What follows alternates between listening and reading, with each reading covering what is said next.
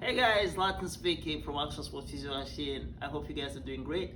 Alright, so today we're going to talk about the ACL. What's the ACL? So you guys hear a lot about it.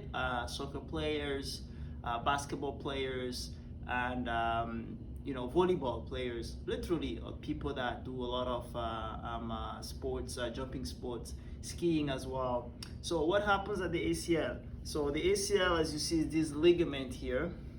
It's really deep here, and the job of the ACL is to support, to give a stability of your knee.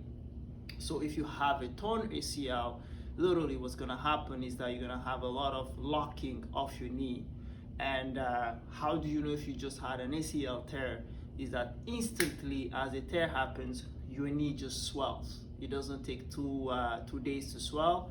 It's going to swell instantly because the ACL is highly capillarized. It has a lot of blood flow going in. So the moment it's torn, blood flow stops, and then you have a swelling.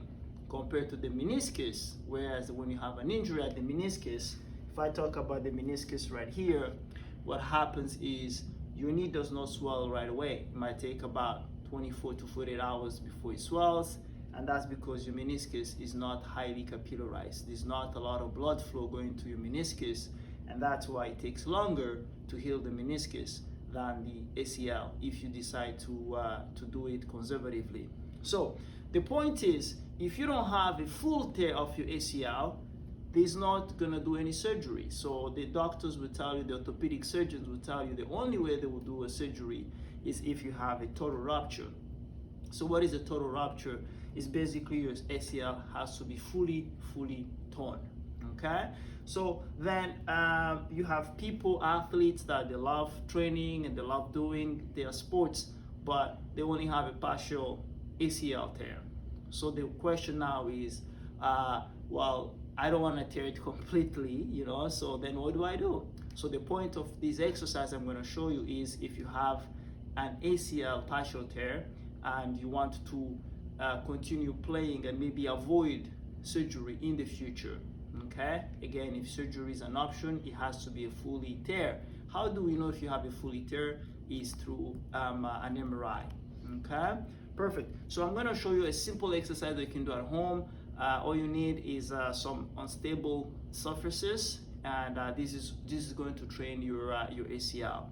Remember, your ACL is not a muscle. You cannot strengthen it. You cannot bicep curl it. You cannot take weights and start working it. It helps with the stability of the knee. So the only way to function for your ACL is by doing stability exercises, which is pretty much the same thing as the ankle, but however, you're gonna add a little bit of some dynamic stuff. All right, let's get going. So preferably no shoes. It's always better. So let's say that I have a problem on my left ACL. Doesn't really matter. So at home, you can take 2 pillows if you want. So basically, I am going to make sure that I'm going to start from this side, then jump from here, and then come back, jump from here, and come back.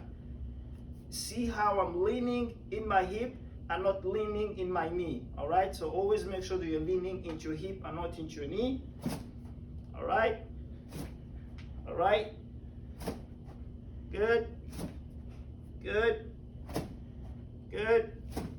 good, perfect. So you can try that 10 times left, 10 times on the right side.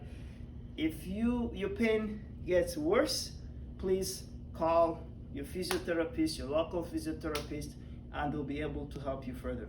Thank you very much. Have a good one. Bye.